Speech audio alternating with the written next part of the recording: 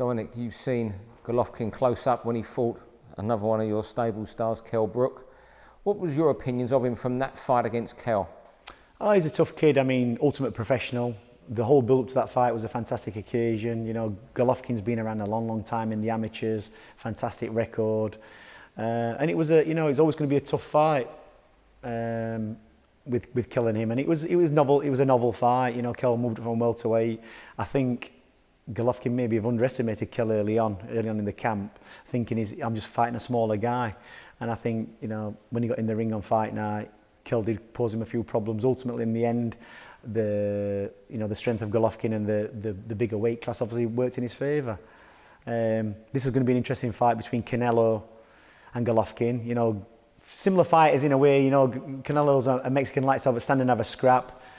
I mean, he boxed Mayweather and Mayweather didn't do that. He boxed him, he kept away from him, he didn't allow Canelo to do what he wanted to do. But I think with Golovkin, it's going to be a toe-to-toe thing. And I'm not quite sure yet whether Golovkin's ready to be toppled. I mean, it's going to be a bit of a fight of attrition. They're going to be all stood in the middle of the ring banging each other away, and it's, you know, who can maintain that pace and who can take what's being dished out. And if Golovkin is slightly going on the other side of the hill, is in slight decline, there's a chance that Canelo can win. And for me, it's a 50-50 fight.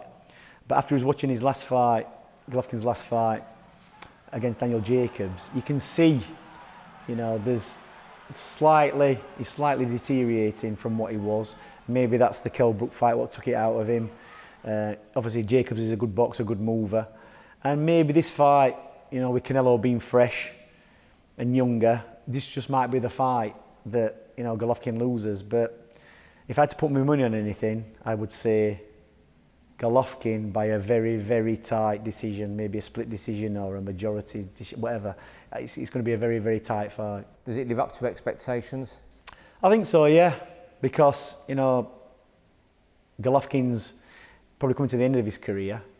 Canelo's been in a lot of tough fights, you know, not massive fights. He needs that career-defining fight, and I think this is going to be it. So I think he's not going to leave anything in the tank. Canelo, he's going to go out and, you know, do the Mexican thing.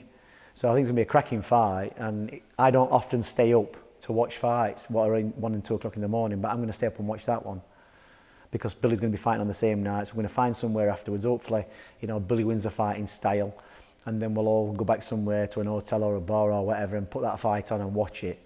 Because obviously it's in Billy's best interest to see, you know, what's going off in that fight. When you was in the corner with Kell that night, what impressed you most about Golovkin?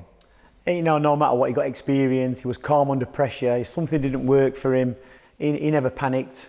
He's seen it all before, he's got experience. You know, it was a big task for us, but we were never overawed by it. Kell was never overawed by it.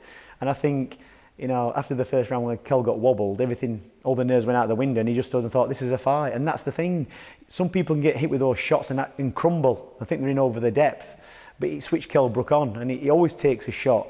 You know, Billy will probably be the same. You get hit with a shot and think, phew, it's a life or death. And Kell, you know, pulled out all the stops, and it was the most exciting 5 rounds I've seen in a while. And, you know, if it had paid off and he'd have won, it'd have been fantastic. But it was always going to be a big, tough challenge. But it was actually a fight that we thought we could win, that Kell could win.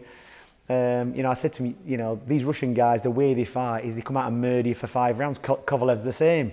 If you can get past 5 rounds with them type of guys, it's anybody's fight. And that was always the plan, get through the 5 rounds, get into the later rounds. And Kell did say that he could feel Golovkin's power beginning to dip. His breathing was getting heavier while he felt fresh, but ultimately the damage to his eye in the end was the deciding factor.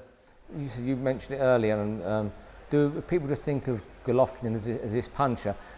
Do people tend to overlook what a good amateur he was? Yeah, I never did. I mean, I knew what a good fighter he was. He throws everything correctly. His combinations are good. The way he cuts the ring down is good. It's not just about power. You can't just get that as far as he's got with just power. But he's a very, very smart boxer. You know, when he needs to be, he knows when to up the pace, when to take the pace down, when to put you under pressure. You know, when to make you walk backwards. Everything. He knows everything. And you know, it was enjoyable analysing what he did. You know, working out the combinations that he threw, what he's going to throw next, because he has got a set pattern of combinations that he throws. He's got about 5 or 6 combinations that he'll always throw. You know, he's got those looping hook shots what he throws, which he never actually let Kell with. You know, we took them out of the equation. He hit him maybe once or twice, but he's got a very good repertoire of shots. They tend to connect. If he misses, you know, he comes back with something else. Very good body shots. And when you look at, I can always remember Kell saying to me, you know, he hit me with a body shot, and I was expecting to be on the floor because I saw him do it with Martin Murray and Macklin, and he goes, and he's like, yeah, it was a good shot, but it wasn't something that was going to put me on the floor. And I said, well, maybe that's because of all the body sparring you do, you condition well around the body. He goes, and once that was out of the way, I just thought, right, you know, we're in the fight here. I've had his best shots. I've had his best body shots. It's just to see what I can do there. And, you know, there were times when Kell had him missing and falling over himself. And it just makes you wonder. I do sometimes lay in bed at night and think, oh, what if? But, you know, it doesn't happen that way. You know, it was always on the cards that Golovkin was in an 80% chance of winning that fight. And we were there, you know, to try and steal the fight, which we tried to do, and it just didn't work out.